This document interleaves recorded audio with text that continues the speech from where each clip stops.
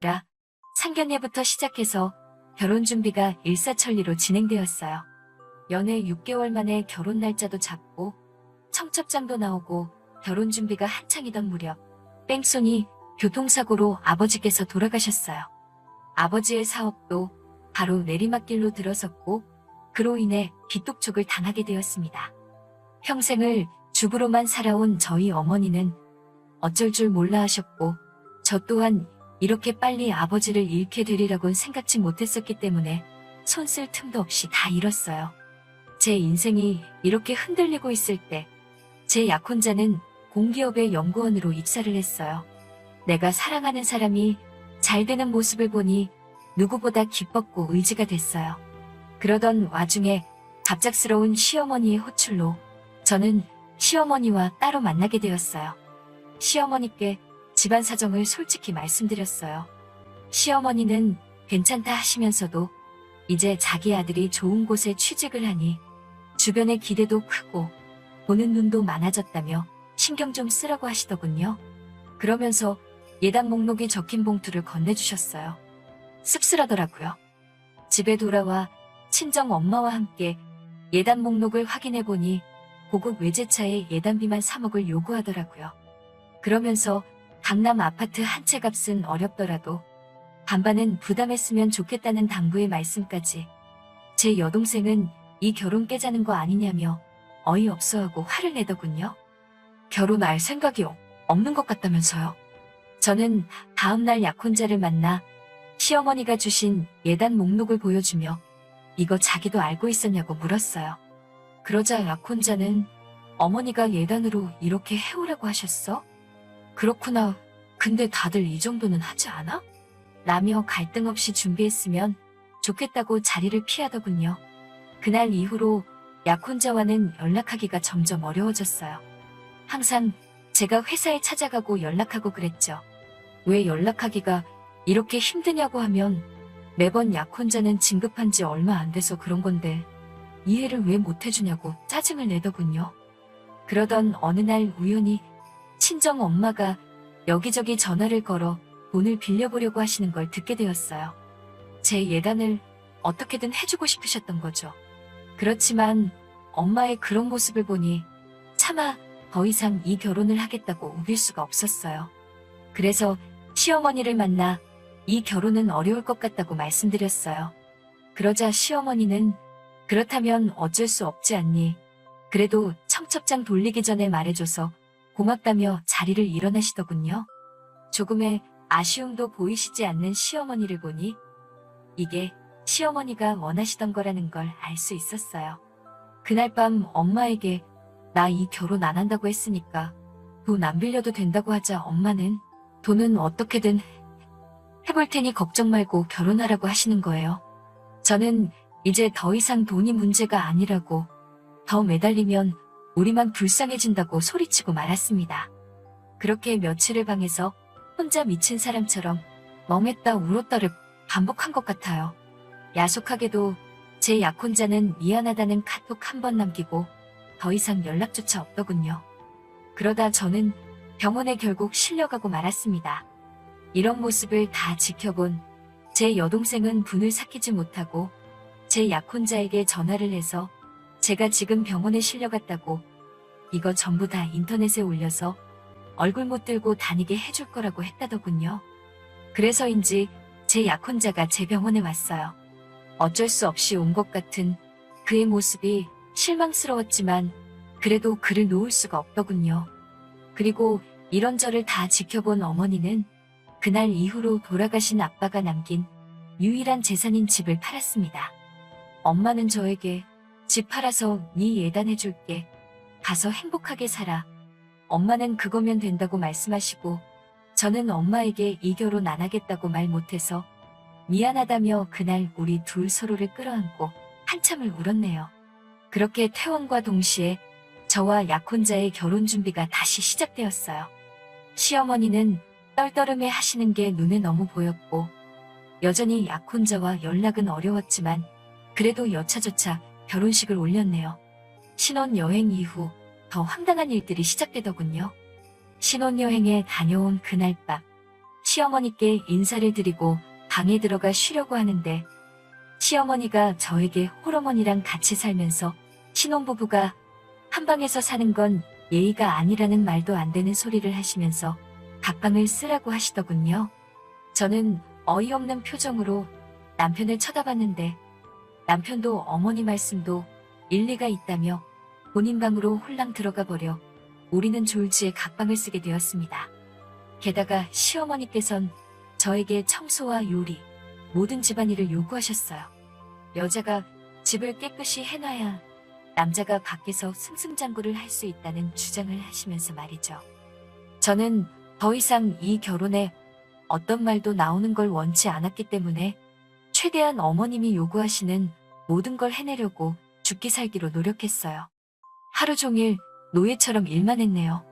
어머님은 그 흔한 로봇 청소기도 쓰지 못하게 하셨고 걸레질과 설거지도 꼭 제가 제 손으로 해야 직성이 풀리시는 것 같더군요. 그런 와중에도 소중한 아이가 저를 찾아왔습니다. 임신을 했다는 소식을 전하면 남편이 얼마나 좋아할까, 시어머니가 나를 달리 대해주지 않을까 그런 기대도 들더라고요. 하지만 저희 임신 소식을 들으신 시어머니는 저에게 축하의 말씀은 고사하고 이제 아이를 핑계로 내 아들 목을 옥죄려고 하냐며 폭언을 하시더군요. 집안일도 전혀 줄지 않았어요. 먹고 싶은 건 고사하고 식사라도 하려고 차리고 있으면 맨날 집에서 먹고 놀기만 한다는 식으로 저를 한심하게 보시더군요. 일부러 저 못 먹게 하려고 냉장고를 텅텅 비우시는 일도 부지기수였어요. 하루는 제가 견디다 못해 어머니, 저도 해올 거 다 해오고 시집왔는데 저한테 왜 이렇게 야속하게 하시냐 하니까 네가 하고 싶어서 해온 건데 뭐하러 그런 생색을 내냐면서 억울하면 다 들고 나가라고 하시더군요. 애도 필요 없다 하시면서요. 이제 와서 친정으로 돌아갈 순 없었어요. 어떻게 한 결혼인데 어떻게든 버티고 아이만 낳으면 달라질 거라는 막연한 기대로 버티고 버텼죠. 며칠 뒤 시어머니가 저녁 식사 약속이 있다고 모처럼 집을 비우셨어요. 저도 이런 날 남편이랑 데이트를 해야겠다는 생각에 남편에게 전화를 했어요. 남편은 미안한 목소리로 오늘 야근이라고 하더라고요. 저는 아쉬운 마음이 들었지만 또 한편으로는 안쓰러운 생각이 들어 그럼 저녁만 얼른 근처에서 같이 먹어야겠다는 생각으로 남편 회사로 향했어요. 회사 근처에 거의 다 도착했을 무렵 남편에게 초밥은 어떠냐고 물어보려고 전화를 하는데 순간 건너편 길에 남편과 어떤 여자가 다정하게 팔짱을 끼고 지나가는 걸 봤어요. 저는 순간 이게 무슨 상황인지 파악이 되지 않아서 남편에게 전화를 걸었습니다. 받질 않더라고요. 저는 알 수 없는 예감에 손발을 덜덜 떨며 그 둘을 미행하기 시작했어요. 한 5분 정도 걸어가니 둘이서 분위기 좋아 보이는 레스토랑으로 들어가더군요. 저는 그때만 해도 마음 한구석에서 그래 뭐 회사 일 때문이지 않을까 생각했어요. 그런데 뒤따라간 레스토랑에는 저녁 약속이 있어서 늦는다고 하신 시어머니가 계시더군요. 셋은 이미 여러 번 같이 본 적이 있는 사이 같았어요. 시어머니는 저에겐 한 번도 보여주신 적 없는 밝은 표정으로 그 아가씨의 이름을 다정히 부르며 이야기를 하고 계셨어요. 저는 그 상황을 믿고 싶지 않았지만 그들의 대화를 들으면서 비로소 모든 걸 알게 되었습니다. 그 여자는 남편의 동료이자 내연녀였고 시어머니는 그 내연녀를 마치 며느리 마냥 생각하고 계셨던 거죠. 시어머니는 우리 아들이 너를 먼저 만났어야 하는데 찰거머리 같은 저를 만나서 청춘을 낭비하고 있다며 혀를 차시더군요. 저는 그 길로 집에 돌아왔어요. 냉정하게 판단해야 한다는 생각과 동시에 뱃속에 있는 내 아이가 너무 걱정이 되더라고요. 하지만 지나친 스트레스를 견디지 못하고 전 결국 일주일 뒤에 유산을 했습니다. 그러자 시어머니는 M이라는 사람이 지 몸도 똑바로 관리를 못해서 애가 죽었다며 폭언을 퍼부으시대요. 저는 더 이상 잃을 것도 눈에 보이는 것도 없었어요. 그래서 일단 증거를 확보하기 시작했어요. 시어머니도 남편도 제가 외도를 눈치챘다는 걸 모르고 있었기 때문에 저는 일단 흥신소에 의뢰를 했습니다. 남편과 상간녀는 어찌나 자주 만나는지 흥신소에서는 이렇게 쉬운 의뢰가 없었다며 100여 장에 달하는 사진과 둘이서 모텔로 들어가는 영상까지 일주일도 걸리지 않아서 저에게 가져다 주었습니다. 이미 간통죄도 없어진 나라법에 제가 딱히 기대할 수 있는 건 없었어요. 저도 순순히 이혼해주고 물러날 생각이 없었고요. 저는 그날 저녁 식사 때 남편과 시어머니의 식사에 수면제를 섞었어요. 아니나 다를까 둘 다 식사를 마치자마자 몽롱한지 정신을 못 차리고 잠에 들더라고요. 그래서 저는 이때다 싶어 남편과 시어머니 휴대폰에서 그들의 지인들 연락처를 모조리 빼냈어요. 그리고 어머님이 보관하시던 집 문서를 챙겨서 도망쳤어요. 그리고 그날 저녁 그 집을 나와 호텔에 가서 방을 잡았어요. 그리고 남편의 연락처를 보고 남편의 가까운 친구 몇몇과 상간녀에게 두면놈의 사진을 뿌렸습니다. 시어머니, 지인분들 몇몇에게도 그 사진을 뿌렸지요. 그 다음날 아주 제 전화기에 불이 난 것처럼 난리가 났더군요. 남편과 시어머니가 번갈아가며 저한테 미친 듯이 전화를 하고 문자를 보내고 화를 냈다가 빌다가 아주 난리도 아니대요. 그래서 저는 남편한테 자꾸 이러면 이번에는 당신 직장 동료들한테 뿌릴 거라고 나 건들지 말라고 경고한 뒤 시어머니한테 전화를 했어요.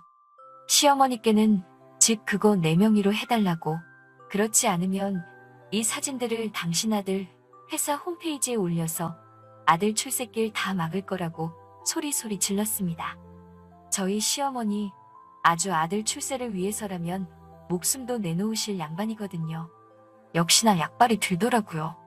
그 길로 호텔 카페로 오셔서는 벌벌벌 떨며 도장을 찍어주시던걸요. 그렇게 그 강남 아파트는 제 것이 되었습니다. 그렇게 집에 다시 돌아오니 남편이 자기 화를 못 이겨 집에서 씩씩대고 있더군요. 시어머니도 아들이 옆에 있어서 그런가 다시 기세가 등등하고. 근데 저는 더 이상 무서울 게 없었거든요. 그래서 제가 남편한테 나는 이혼할 생각 없다. 그리고 이 집도 당신만 제 정신 차리면 내가 공동명의로 해줄 수 있다고 말했어요. 매사 계산하기를 좋아하는 그 인간은 제 말에 혹해서는 그럼 알겠다. 그 여자랑 헤어질 테니까 자기를 다시 한번 믿어달라고 하더라고요. 남편이 출근하고 나면 이제 전세가 역전이 되었어요. 제가 하던 일들을 다 시어머니께 맡겼죠. 어차피 저랑 남편이 결혼하기 전에는 시어머니가 하시던 일이 큰 일도 아니지 않나요? 저는 임신한 상태에서도 했는걸요? 뭐가 그렇게 억울하신지 결국 하루는 저한테 빽소리를 지르시다가 그대로 쓰러지셨어요. 바로 119를 불러 병원에 모셔갔는데 풍이 와서 반신을 못 쓰게 되신 거죠. 제가 원래 이렇게 지독한 사람이었던 걸까요? 저는 이때다 싶었어요. 기다렸다는 듯 모든 사진을 제가 가진 남편의 모든 연락처에 전부 다 보냈습니다. 그리고 그 상간녀에게도 네가 가장 행복한 날 내가 다 망쳐놓을 거라고 익명의 문자를 보냈습니다. 그리고 마지막으로 시어머니를 아무도 모르게 요양원으로 모시고 집을 팔아버렸어요. 소문에 의하면 지금도 남편이 저를 찾아 헤매고 있는 것 같더라고요. 이렇게까지 했어도 마음 한켠에 남은 응어리가 사라지질 않네요. 저 정말 나쁜 사람인 걸까요? 오늘 사연은 여기서 끝입니다. 긴 이야기 들어주셔서 감사합니다. 좋아요와 구독 눌러주세요. 사연 요청 및 제보 받습니다.